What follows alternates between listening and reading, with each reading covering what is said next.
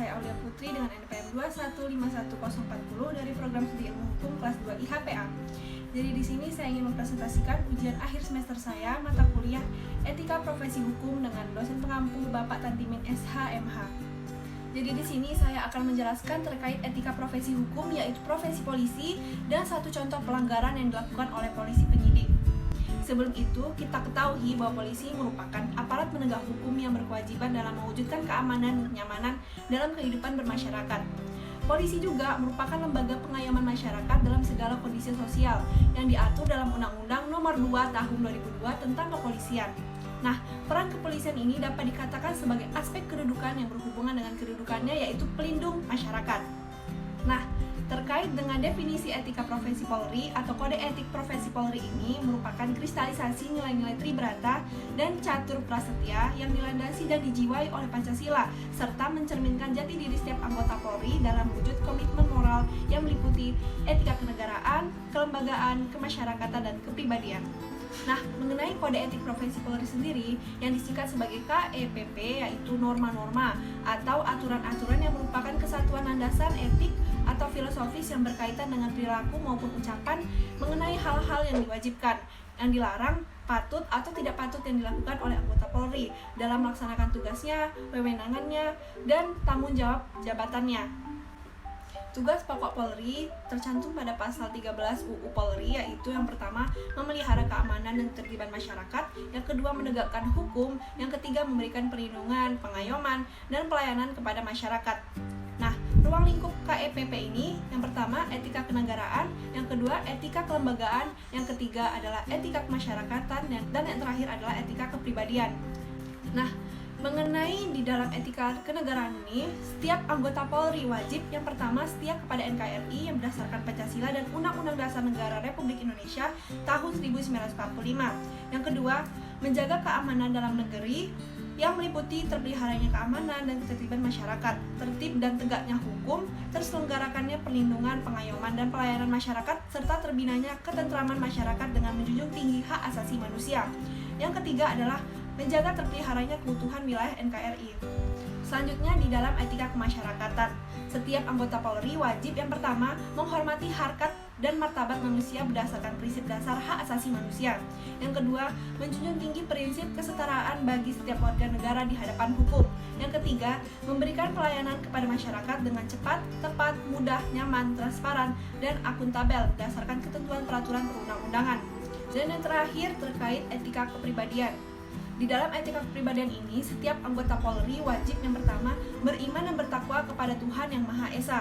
Yang kedua, bersikap jujur, terpercaya, bertanggung jawab, disiplin, bekerja sama, adil, peduli, responsif, tegas, dan humanis. Dan yang terakhir adalah menaati dan menghormati norma kesusilaan, norma agama, nilai-nilai kearifan lokal, dan norma hukum. Selanjutnya, setiap anggota Polri dilarang yang pertama melakukan, menyuruh melakukan, turut serta, melakukan korupsi, kolusi, nepotisme, dan atau gratifikasi. Yang kedua, mengambil keputusan yang bertentangan dengan ketentuan peraturan perundang-undangan karena pengaruh keluarga, sesama anggota Polri, dan atau pihak ketiga. Yang ketiga, menyampaikan dan menyebarluaskan informasi yang tidak dapat dipertanggungjawabkan kebenarannya tentang institusi Polri atau pribadi anggota Polri kepada pihak lain.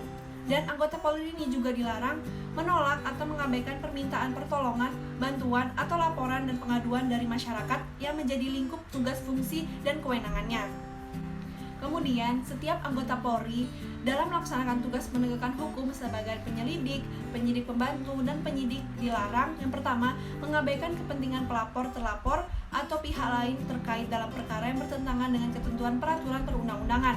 Yang kedua, menempatkan tersangka di tempat yang bukan rumah tahanan polisi atau negeri dan tidak memberitahukan kepada keluarga atau kuasa hukum tersangka. Yang ketiga, merekayasa dan memanipulasi perkara yang menjadi tanggung jawabnya dalam rangka penegakan hukum. Mengenai penegakan KEPP ini dilaksanakan oleh yang pertama, Propam Polri di bidang pertanggungjawaban profesi, yang kedua yaitu KKEP, yang ketiga yaitu Komisi Banding, yang keempat pengembang fungsi hukum Polri, yang kelima ada SDM Polri, dan yang terakhir ada Propam Polri di bidang rehabilitasi personal. Kemudian terkait pemeriksaan pendahuluan itu dilaksanakan dengan cara audit, investigasi, pemeriksaan, dan pemberkasan oleh fungsi Propam Polri bidang pertanggungjawaban profesi. Yang kedua, pada sidang KKEP dilaksanakan oleh KKEP guna memeriksa dan memutuskan perkara pelanggaran yang dilakukan oleh terduga pelanggar. Dan yang ketiga itu sidang komisi banding dilaksanakan oleh komisi banding guna memeriksa dan memutuskan keberatan yang diajukan oleh pelanggar, suami atau istri atau anak, orang tua atau pendamping. Dalam penegakan KEPP, terduga pelanggar dapat didampingi oleh anggota Polri. Nah, anggota Polri yang dinyatakan sebagai pelanggar sebagaimana dimaksud dalam pasal 20 ayat 2 dikenakan sanksi pelanggaran KEPP berupa yang pertama, perilaku pelanggar dinyatakan sebagai perbuatan tercela. Yang kedua, kewajiban pelanggar untuk meminta maaf secara lisan di hadapan sidang KKEP dan atau secara tertulis kepada pimpinan Polri dan pihak yang dirugikan. Yang ketiga, kewajiban pelanggar untuk mengikuti pembinaan mental, kepribadian, kejiwaan, keagamaan, dan pengetahuan profesi sekurang-kurangnya 1 minggu dan paling lama yaitu 1 bulan. Yang keempat, dipindah tugaskan ke jabatan yang berbeda bersifat demosi sekurang-kurangnya 1 tahun dan dipindah tugaskan ke fungsi yang berbeda yang bersifat demosi sekurang-kurangnya 1 tahun. Dan yang kelima, yaitu dipindah tugaskan ke wilayah berbeda yang bersifat demosi sekurang-kurangnya 1 tahun. Kemudian sanksi terakhir adalah PTDH sebagai anggota Polri atau pemberhentian tidak dengan hormat. Kemudian terdapat juga hukuman disiplin berupa yang pertama teguran tertulis, yang kedua adalah penundaan mengikuti pendidikan paling lama 1 tahun, yang ketiga penundaan kenaikan gaji berkala, yang keempat ada penundaan kenaikan pangkat untuk paling lama 1 tahun, yang kelima ada mutasi yang bersifat demosi, yang keenam ada pembebasan dari jabatan, dan yang terakhir adalah penempatan dalam tempat khusus paling lama 21 hari. Di dalam penjatuhan hukuman disiplin tidak dapat menghapus tuntutan pidana. Penjatuhan hukuman disiplin ini gugur karena apabila pelanggar disiplin yang pertama meninggal dunia, yang kedua sakit jiwa yang dinyatakan oleh dokter atau Badan Penguji Kesehatan Kepolisian Negara Republik Indonesia. Nah, sekarang saya akan menjelaskan satu contoh pelanggaran yang dilakukan oleh polisi penyidik yang diduga tidak profesional sebagai penyidik. AKBP-ST menjalani sidang kode etik Propam Polda Jateng. Bidang Propam Polda Jateng menggelar sidang Komisi Kode Etik Profesi Kepolisian ketiga dengan terlapor AKBP-ST, Kabagwasidik Ditreskrimum di ruang sidang Bidang Propam Polda Jateng dengan sidang agenda mendengarkan kesaksian para saksi. Sidang Komisi Kode Etik Profesi Kepolisian yang digelar pada hari Rabu, tanggal 29 bulan Desember 2021, dipimpin oleh Kombes Pol Bambang Hidayat. Ada beberapa saksi yang dihadirkan dalam sidang tersebut, mulai dari mantan penyidik Polres Pati yang sekarang bertugas di Polres Purbalingga, beberapa penyidik dari Ditreskrimum Polda Jateng, dan saksi terlapor sendiri yakni H. Utomo. Untuk diketahui, AKBP-ST ini dilaporkan oleh seorang warga Pati bernama H. Utomo dengan dugaan tidak profesional dalam melaksanakan tugasnya sebagai penyidik. H. Utomo ini didampingi oleh kuasa hukumnya Nikri Ardiansyah. Jadi, kasus ini bermula saat H. Utomo meminjamkan sejumlah uang kepada almarhum Haji Penik yang merupakan warga Kabupaten Pati pada tanggal 19 September 2018. H. Utomo ini meminjamkan uang sejumlah 400 juta dengan jaminan BPKB, yaitu kendaraan bermotor, dan fotokopi dokumen kepemilikan kapal ikan gross tonnage, yaitu GT, guna meyakinkan Haji Penik bahwa H. Utomo memiliki kemampuan finansial untuk mengembalikan uang tersebut. Selang beberapa bulan kemudian, H. Utomo mengembalikan uang tersebut, namun Haji Penik belum mengembalikan jaminan H. Utomo dalam kurun waktu yang sangat lama. Padahal utangnya sudah lunas. Maka H. Utomo melaporkan Haji Penik ke Polda Pati atas tuduhan penggelapan jaminan milik H. Utomo. Maka H. Utomo melaporkan Haji Penik ke Polres Pati atas tuduhan penggelapan jaminan milik H. Utomo.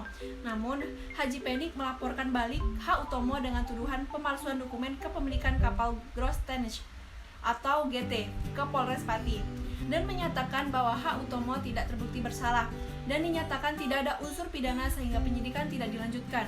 Beberapa waktu kemudian, perkara diambil alih oleh penyidik di Ditreskrimum Polda Jateng hari Kamis tanggal 23 Desember 2021. Namun, AKBP-ST ini memastikan bahwa status H. Utomo dinaikkan menjadi tersangka dalam kasus pemalsuan dokumen kepemilikan kapal gross tonnage atau GT pada tanggal 12 September 2019.